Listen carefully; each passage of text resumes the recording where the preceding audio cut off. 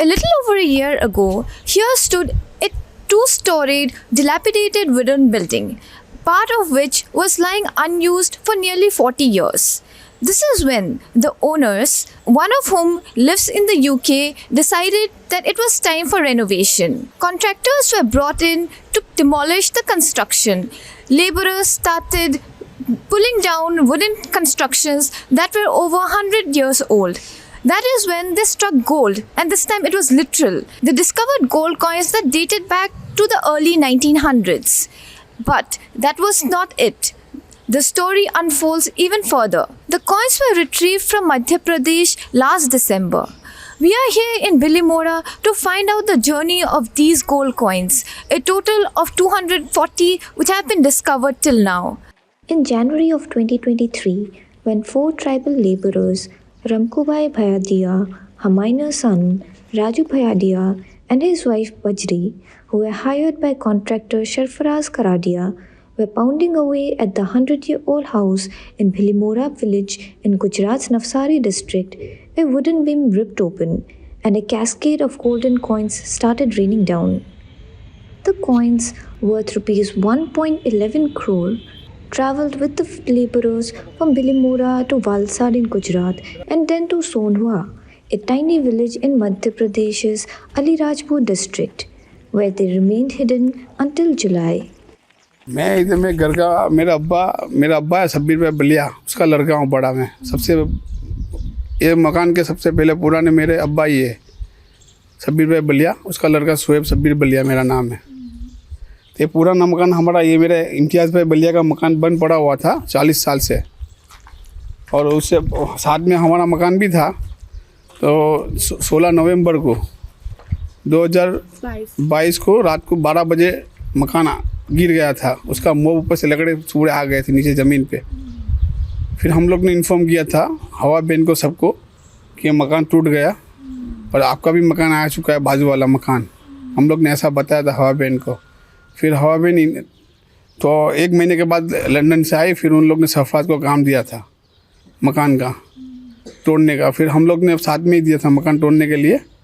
तो सब मजदूर लोग आए थे ना, मजदूर लोग को सब तोड़ने के समय सब कुछ सोना वगैरह मिला था, हम लोग को मालूम नहीं था। उन लोग लेके चले गए थे। फिर जब लेके चले गए तो फिर लोग, मैं भी इधर नहीं था, फिर मैं भी इंडिया छोड़ दिया था। मैंने यूएसए घूमने गया था। फिर वहाँ जैसे ही गया 2 दिन के बाद ही मुझे मालूम पड़ा कि मैंने कॉल किया था सैटरडे था। सैटरडे के दिन मैंने फ़ोन किया था घर पे, और इधर संडे हुआ था सुबह। तो पुलिस वाले आए, एमपी से पुलिस वाले आए हुए थे। एमपी के पुलिस वाले ने पूछा कि मकान के फ़ोटो गिरा रहे थे। तो मैंने पूछा आपको फ़ोटो क्यों गिरा रहे हो आप? तो उन लोग ने बोला कि हम लोग, जो आपको कुछ भी काम हो तो आप पुलिस चौकी आके बात करो। फिर घर वाले ने मुझे बोला कि मजदूर साथ में लेके आए हुए हैं। तब हम लोग को, मैंने सरफराज भाई को फ़ोन किया था। तो सरफराज भाई ने ऐसा बोला कि तुम्हारे घर से सोना चोरी हो गया है। तो उन लोग ने, सरफराज भाई ने मेरे से फ़ोन किया था, सीधा बोला कि 700 कॉइन मुझे मिले हुए हम लोग को। फिर मैंने उसके साथ फिर मगजमारी की फ़ोन पे थोड़ी, तो बोला 900 मिला। फिर बोला कि नहीं, तो मैंने बोला सच्ची बता दे, जो भी है सच में हमको जितने मिले वो इतने। तो बोला 1970 कुछ राउंड फिगर है। मेरे को आपको किसने बताया? तो मुझे मजदूर का फ़ोन आया था। ऐसा सब कुछ हम लोग को बताया था सरफराज भाई ने। फिर मैंने इधर सबको, घर वाले को, मेरे रिलेटिव वाले को, मेरे बनेवी को, सबको इधर मैंने भिजवाया था। तब मैं यूएसए में था। लेकिन हम सबको मालूम था इधर गांव में, हम हमारे रिलेटिव वाले को भी, कि हमारे बाप दादा इधर छोड़ के गए हुए हैं। उन लोग के पास तब बहुत सोना था। तब हमारे रिलेटिव में कैसा था कि जब हमारे फैमिली में कोई भी शादी करता था, मैरिज करता था, तो एक हमारी घर से लड़की लोग को 35 तोला, यानी बोलते हैं 35 तोला देते थे लड़की लोग को, और एक मकान भी देते थे। हमारे बाप दादा लोग सब सही थे वो लोग सब। उन लोग। Flush with gold, Raju and Ramkubai started making changes in their lives. They installed tube wells and an irrigation system in their fields. One of Ramkubai's relatives bought a motorcycle. Another bragged about his plans to buy a car. Villagers, according to the police, were convinced they had started a bootlegging business. The Sonwa police's network of informers picked it up, and on 19 July, a team of 4 policemen raided Ramkubai's house under the pretext of cracking down on the illegal business. The next day, Ramkubai filed complaints against them, accusing them of stealing her share of the gold coins. By then, the village was in an uproar. Residents claimed the police were targeting and harassing Adivasis. Navsari police said it had become a law and order situation in Alirajpur, which has around 97% tribal population. The incident was also unfolding around the time the state was going to polls. Madhya Pradesh police took action by suspending the policemen and started looking for the coins. They even called the property owner in Leicester, Hawaben Balia. By then, the Navsari police in Gujarat were aware of the missing gold coins, but they were forced to remain on the sidelines because no one had reached out to them. But by October, Hawaben returned to Bilimora and filed complaints against the tribal families and contractor who hired them. Navsari police then went hunting for the coins and brought them back on 31st December. So many characters involved, and then the police of two states were also involved. So how did you approach the case, and what were the challenges for you? So initially, when the case was disclosed, it was not a fresh matter. It was nearly 10 months had elapsed before the FIR was registered with Navsari police. So we had to approach it in a systematic manner. And secondly, there was a lot of doubt on the facts of the case involved as well, because there were so many legends that were flowing around, so many theories floating around on the ground. And the topic is such that Elaborate a little bit on the legends and the so theories. legends are such that when the gold was recovered from this place, and the first FIR were registered in MP. So the police of MP came to Bilimora.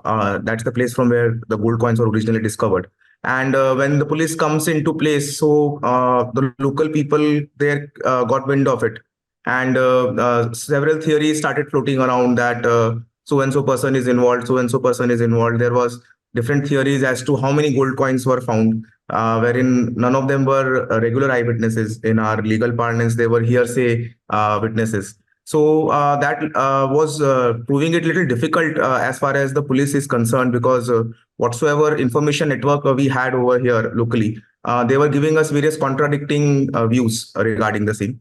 So nevertheless, based on whatever information we had, we registered an FIR, and we started investigating it not from the scene of crime over here, but from the suspects that were mentioned in the FIR.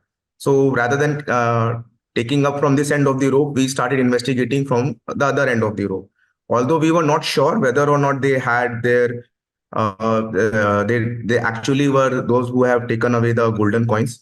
But we went over there. Multiple trips were done to Madhya Pradesh, and in each trip, the little bit of familiarization of Navsari police happened with the topography of Madhya Pradesh, with the people over there, and there were different characters that were involved in this entire episode that happened in Madhya Pradesh. We were able to establish linkages with quite a few of them. And slowly by slowly, information started trickling in. There were ample evidence as to the changed status of living of the 4 accused of Madhya Pradesh. That was for all of us to see. Then there was also ample evidence of meeting in a local bar wherein someone boastfully says about his plans to buy a new car, or a family member who has bought a new motorcycle, or a borewell that was newly shined borewell in front of the house of one of the accused. So that all led us to believe that there is something worth investigating in this case. And we shifted our entire focus on Madhya Pradesh from the get-go. And it took us some time to arrest the accused in MP because of the state elections going on over there. And nevertheless, with the help of the local police, we were able to pick up the accused. And there were 5 of the accused picked up at the same time, 4 from MP, and the 5th one was from Valsad. Again, it was imperative that we have all the accused simultaneously with us, because in such kind of interrogation, a particular clue from one of the accused helps us in cracking the case by questioning another accused simultaneously. So that has to happen parallelly. So 5 different teams were established, and all the 5 accused were kept separately at different locations, and simultaneous interrogation was done with all of them. And then we had certain common threads that were floating around, passing information from one of the teams to the other, and from other to the third one. And that helped us in a short duration of time to catch hold of the gold coins that were there with the accused. Now, the question everyone is asking is who gets the gold? Police insist that Hawa Ben must prove her ownership, while the 4 Adivasis who stumble upon the treasure have already staked their claim. Meanwhile, the Archaeological Survey of India in Vadodara has studied the coins and will submit the report to the police soon. So, could you elaborate a little bit about bringing in the ASI into the picture?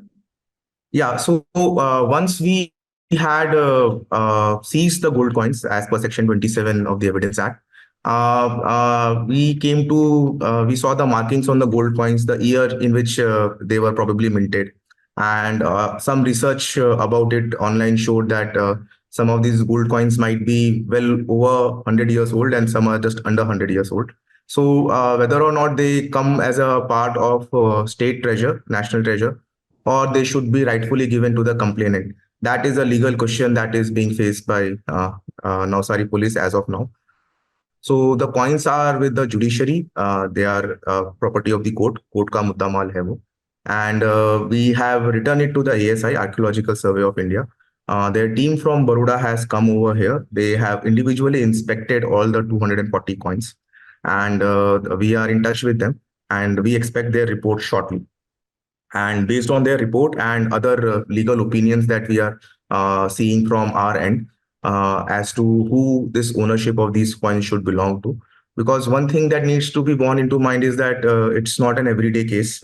It's not something that anyone is aware of. And in recent times, there are very less examples of such gold coins raining down from the ceiling of a dilapidated house.